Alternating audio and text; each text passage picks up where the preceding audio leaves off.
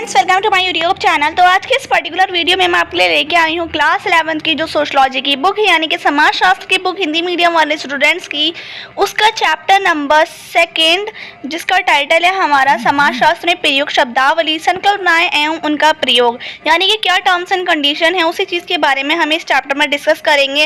And इसका जो part 1 है और पार्ट 2 मैं अपलोड कर चुकी हूँ। जिन लोगों ने नहीं देखा पार्ट 1 और पार्ट 2 वो जाके देख सकते हैं। एंड ये इसका लास्ट पार्ट है, इसमें हमारा चैप्टर कंप्लीट हो जाएगा। एंड ये पार्ट 3 है। तो चलिए स्टार्ट करते हैं बिना टाइम वेस्ट किए पार्ट 3 को। अब हमारा टॉपिक आता है सामाजिक परिस्थिति। अब इसको समझते हैं सामाजिक परिस्थिति होता क्या। तो परिस्थिति जो है, बेसिकली परिस्थिति किसे कहते हैं? परिस्थिति कहते हैं हम जो व्यक्ति का स्थान है समाज में, क्या स्थान है, क्या परिस्थिति है उसकी, उसी को समाज की जो परिस्थिति उसको व्यक्ति को है, उसके पास जो समाज में परिस्थिति है, तो उसी को हम कहेंगे कि सामाजिक परिस्थिति है। सामाजिक परिस्थिति व्यक्ति को समाज में जो स्थान प्राप्त होता है, समाज में उसका क्या स्थान है, व्यक्ति का क्या स्थान उसको प्राप्त है, उसी को हम परिस्थिति कहते हैं। और जो परिस्थिति है, यानी कि जो परिस्थिति है उसको रॉल्फ लिंटन ने परिस्थिति को 2 भागों में बांटा है, एक प्रदत्त परिस्थिति और एक अर्जित परिस्थिति। ठीक है, तो ये याद रखिएगा कि जो परिस्थिति है उसको रॉल्फ लिंटन ने, कई बार एग्जाम में क्वेश्चन आ जाता है कि परिस्थिति को किसने बांटा है, और तो फिर आपको याद रखना है कि 2 भागों में परिस्थिति को बांटा है, वो भी रॉल्फ लिंटन ने। ठीक है, इन्होंने बांटा है प्रदत्त परिस्थिति को, और प्रदत्त परिस्थिति में और अर्जित परिस्थिति में। ठीक है, ये 2 नाम है। अब इनके बारे में पढ़ लेते हैं, प्रदत्त परिस्थिति क्या होता है और अर्जित परिस्थिति क्या होती है। ठीक है, तो यहाँ पर प्रदत्त परिस्थिति को हम पद परिस्थिति भी कहते हैं, यानी कि जो समाज में व्यक्ति का जो पद है, यानी कि व्यक्ति का क्या पद है, क्या उसको स्थान प्राप्त है, वही प्रदत्त परिस्थिति में आ जाती है। लेकिन जो अर्जित परिस्थिति है, अर्जित मतलब होता है एक्वायर करना, यानी कि वो क्या प्राप्त करता है, व्यक्ति समाज में रह के क्या क्या हासिल करता है, वो अर्जित परिस्थिति में आती है। तो इसको पढ़ लेते हैं। प्रदत्त परिस्थिति में क्या होता है, ये जन्म पर आधारित होती है, बिना किसी प्रयास स्वयं ही खुद ही मिल जाती है। ठीक है, जैसे कि हमने जाति में पढ़ा था कि जाति जो है वो जन्म आधारित थी और खुद ही मिल जाती है। जाति तो जिस फैमिली में पैदा होगी उसमें मिल गई। ऐसे ही प्रदत्त परिस्थिति बिल्कुल सेम ही है। ये जो है, ये प्रदत्त परिस्थिति भी जन्म पर आधारित होती है, जिस फैमिली में जो व्यक्ति जन्म लेगा उसको वही वाली परिस्थिति मिल जाएगी, यानी कि प्रदत्त परिस्थिति मिल जाएगी, बिना किसी प्रयास के, बिना किसी मेहनत के खुद ही मिल जाती है। जैसे कि जाति हो गई, प्रदत्त परिस्थिति में कौन कौन से आ गए, जाति खुद ही मिल जाती है, नातेदारी खुद ही मिल जाती है, जन्म जो होता है जिस फैमिली में पैदा हुआ वही जन्म का स्थान हो गया, वो भी खुद ही मिल जाता है। लिंग भेद, आयु भेद, ये सब भी उसको व्यक्ति को बिना किसी प्रयास के खुद ही मिल जाता है। यानी कि जब व्यक्ति पैदा होगा तो उसकी एज में उसको मेहनत करनी पड़ती है? बिल्कुल भी नहीं। उसके जो लिंग है वो फीमेल है, मेल है, लड़का है, लड़की, उसको कोई मेहनत नहीं करनी पड़ती, वो उसको खुद ही मिलती है, जन्म से आधारित होती है। जन्म लिया फिर पता लगता है उसके क्या प्रदत्त परिस्थिति है, वो क्या है। ठीक है, लेकिन अर्जित परिस्थिति में होता है, अर्जित मतलब बेसिकली अर्जित के मतलब जो होता है वो यही होता है कि एक्वायर करना। मतलब एक्वायर करने का मतलब क्या हुआ कि उसने क्या हासिल करा, क्या प्राप्त किया व्यक्ति ने समाज में रह के। ये व्यक्ति अपने गुणों के आधार पर प्राप्त करता है। गुणों के आधार में मतलब कि अपनी क्वालिटीज़ के अकॉर्डिंग वो अपनी क्वालिटीज़ के अनुसार वो प्राप्त करता है। ठीक है, व्यक्ति हासिल करता है, जितने उसमें क्वालिटी होंगी, जितनी उसमें गुण होंगे, जितनी अच्छाइयाँ होंगी, उसके अनुसार वो ये वाली अर्जित परिस्थिति को प्राप्त कर लेगा। जैसे कि शिक्षा को प्राप्त कर लिया, प्रशिक्षण, यानी कि प्रशिक्षण कहते हैं बेसिकली ट्रेनिंग को, है ना, इस चीज़ को वो कर लेगा। और धन दौलत, व्यवसाय, धन दौलत को भी जब ही तो लेगा व्यक्ति जब उसके पास धन दौलत आएगी, तो जब उसके पास गुण होंगे, अच्छे गुण होंगे, तो उसका काम अच्छा चलेगा, काम अच्छा चलेगा तो धन दौलत आएगी, व्यवसाय अच्छा होगा।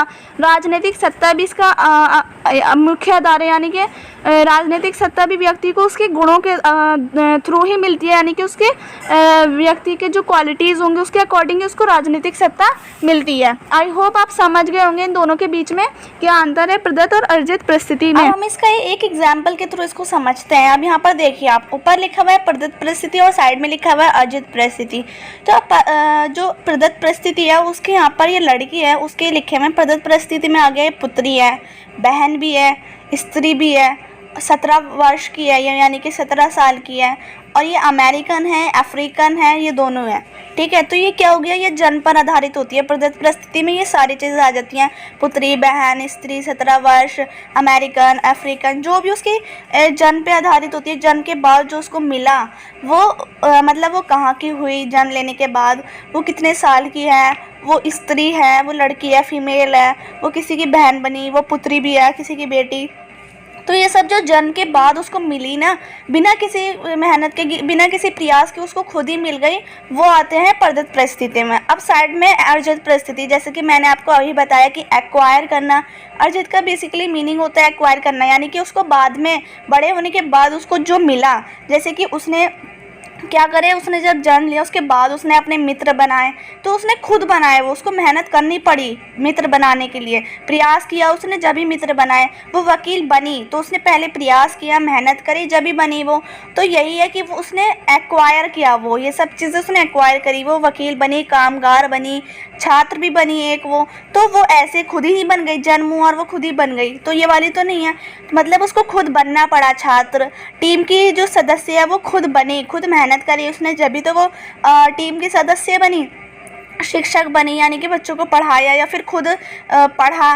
तो यही है कि अर्जित परिस्थिति में खुद बनना पड़ता है, वो काम खुद करना पड़ता है, मेहनत करके जो हमें मिलता है वो अर्जित परिस्थिति में आता है। और जो खुद ही बिना किसी मेहनत के, बिना किसी प्रयास के खुद ही जन्म होते ही मिल जाता है, वो प्रदत्त परिस्थिति में आता है, जिसको हम पद परिस्थिति भी कहते हैं। तो यहाँ पर टीम की सदस्य बनी, शिक्षक बनी, सहपाठी भी इसको बनना पड़ा, यानी कि मेहनत करी, प्रयास किया, फिर सहपाठी बनी, और डॉक्टर भी इसको बनना पड़ा, यानी कि लड़की डॉक्टर है तो हम कहेंगे कि जो अर्जित परिस्थिति में आता है, क्योंकि इसने मेहनत करी जब भी तो ये डॉक्टर बनी।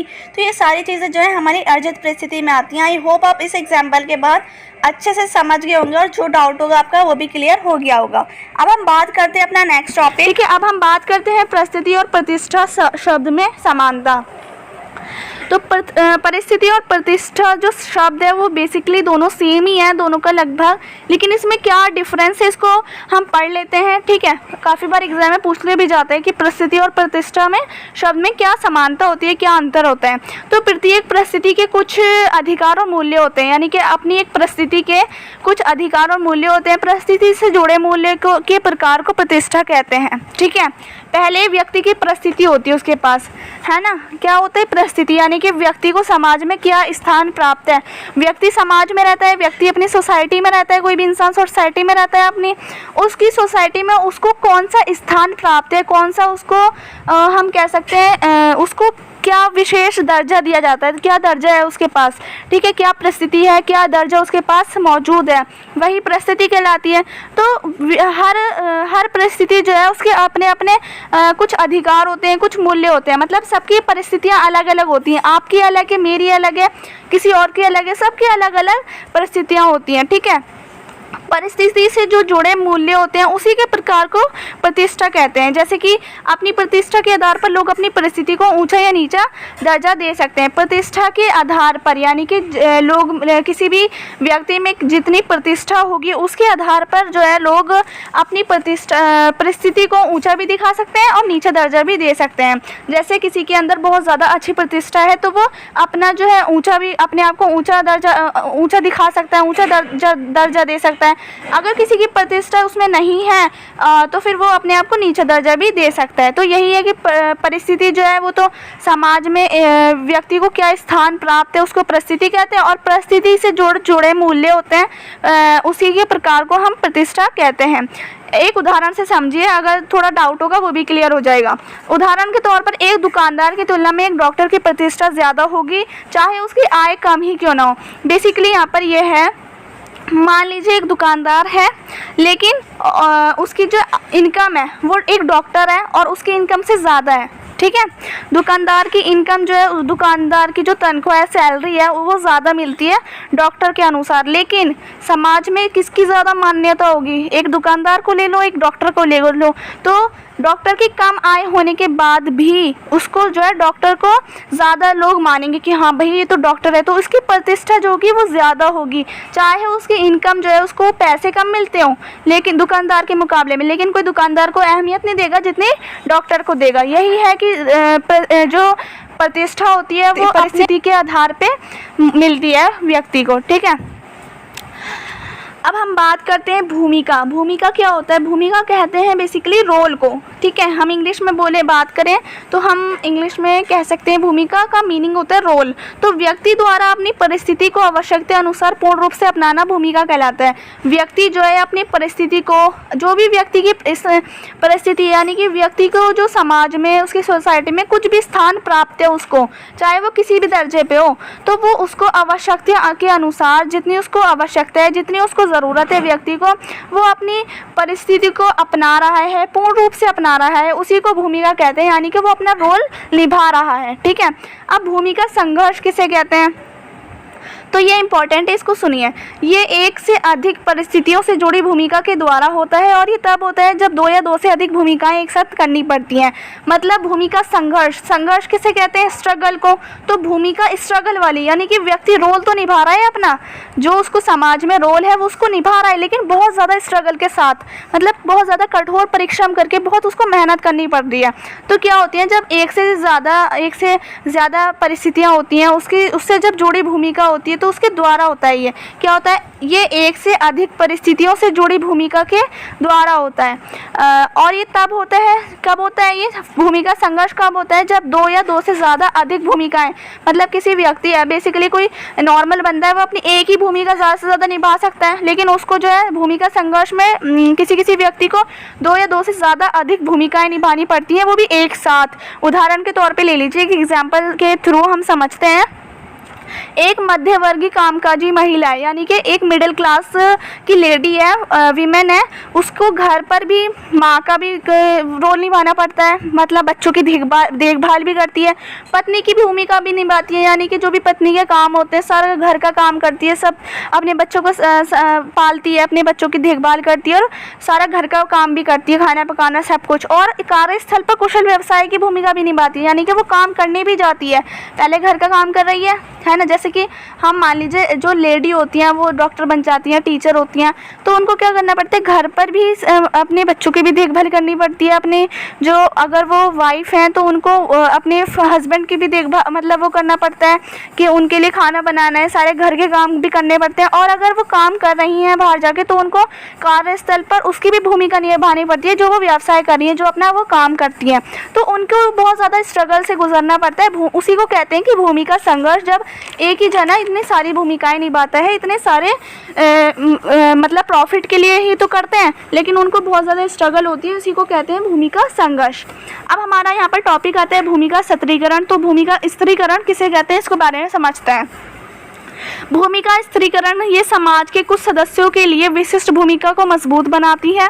जैसे उदाहरण के तौर पर अक्सर पुरुष कमाने वाले होते हैं और महिलाएं घर चलाने वाली होती हैं, तो ये अपनी भूमिकाएं निभाया करते हैं। मतलब कि भूमिका स्त्रीकरण जो है वो सोसाइटी के कुछ सदस्यों के लिए विशिष्ट भूमिका को मजबूत बनाती है। भूमिका स्त्रीकरण क्या है कि जो सोसाइटी है हमारी, उसमें क्या होती है, कुछ कुछ भूमिकाएं तो ऐसी होती हैं जो विशिष्ट हैं, यानी कि जो है ही कि उसको वो काम करना, उसको वो काम करना, उसका फिक्स है।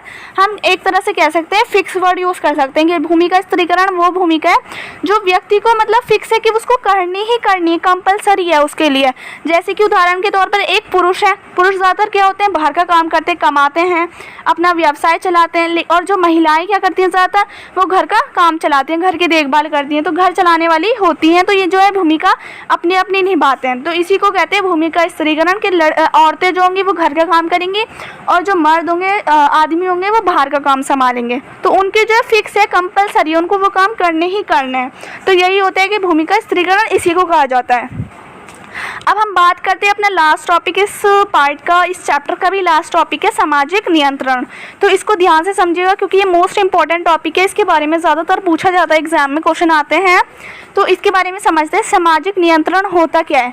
तो सामाजिक नियंत्रण एक ऐसी प्रक्रिया जिसके द्वारा समाज में व्यवस्था स्थापित होती है और साथ ही बनाए रखी जाती है। ठीक है, बेसिकली आप ये समझिए नियंत्रण किसे कहते हैं। नियंत्रण कहते हैं किसी भी चीज़ के विरुद्ध, मतलब उसको नॉर्मल बनाना, नियंत्रण में रखना। ठीक है, अब सामाजिक नियंत्रण जो है वो एक ऐसी प्रक्रिया है जिससे क्या होती है, हमारी जो सोसाइटी है, हमारा जो समाज की व्यवस्था है, उसमें एक सिस्टम लागू हो जाता है। मतलब एक हमारा जो समाज है उसमें कई लोग हैं जो कि नेगेटिव थिंकिंग वाले हैं, यानी कि ऐसे नकारात्मक सोच वाले जो लोग हैं, चोरी करते हैं, डकैत करते हैं और मतलब गलत काम करते हैं, सारे लड़ाई झगड़े करते हैं बहुत लोग। तो उन्हीं के लिए सामाजिक नियंत्रण बनाया जाता है। नियंत्रण मतलब रूल्स एंड रेगुलेशन बनाए जाते हैं ताकि सारी चीज़ें जो समाज में हैं वो एकदम सिस्टम से स्थापित रहें, समाज में रहें भी, कोई भी किसी भी चीज़ को नुकसान भी ना हो और वो बिल्कुल सुरक्षित रहें। इसलिए एक रूल एंड रेगुलेशन बना देती है सरकार, जिससे कि समाज जो है नियंत्रण में रहे, उसी को सामाजिक नियंत्रण कहते हैं।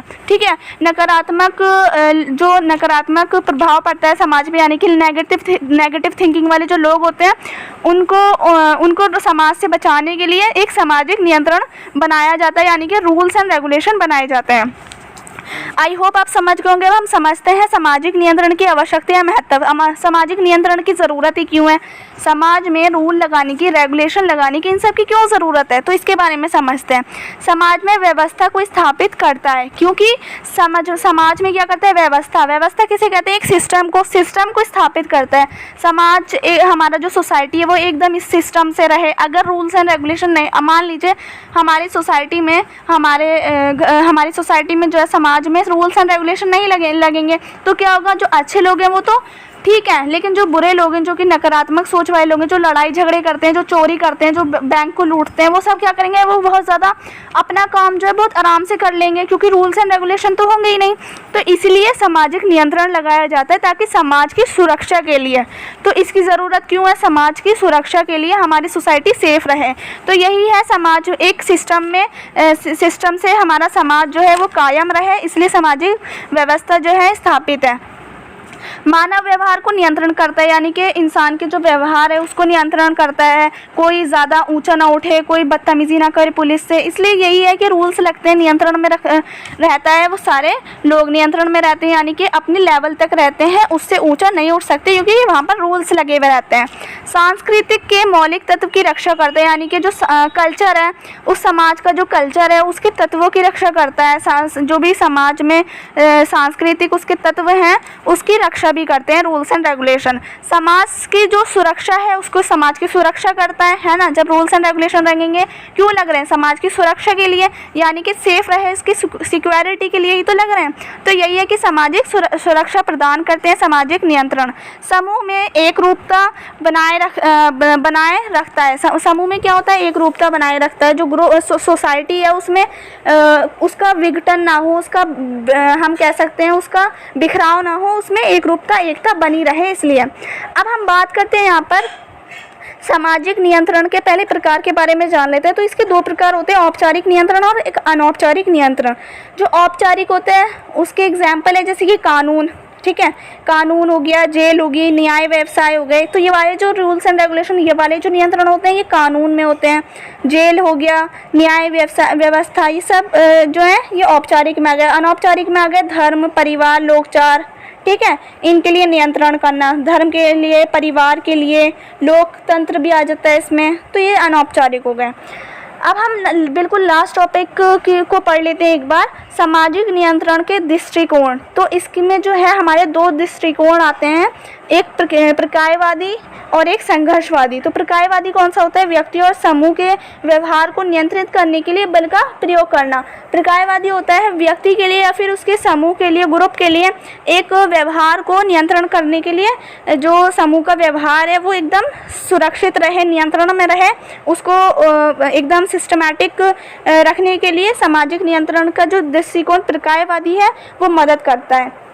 समाज में व्यवस्था बनाए रखने के लिए मूल्यों और प्रतिवानों को लागू करना है प्रकायवादी में। ठीक है, समाज में एक सिस्टम बने रहे इसलिए रूल्स एंड रेगुलेशन को लागू करना ये प्रकायवादी दृष्टिकोण में आ जाता है। संघर्षवादी में क्या आता है, कानून को समाज में शक्तिशाली, कानून जो है शक्तिशाली हो जाए समाज में और उनके हितों के औपचारिक जो दस्तावेज है उनके रूप में देखना, ये इसमें आ जाता है। मतलब कानून जो है समाज में, जो हमारा कानून है उसमें थोड़ी शक्तिशाली हो वो, और जो कानून के औपचारिक दस्तावेज हैं उनके रूप में देखना कि जैसे हम कहते हैं लाइसेंस वगैरह आ जाते हैं इसमें संघर्षवादी के, जो कानून से रिलेटेड होते हैं। ठीक है, बेसिकली आप ये जानिए जो कानून से रिलेटेड होते हैं और औपचारिक दस्तावेज के रूप में भी वो देख सकते हैं।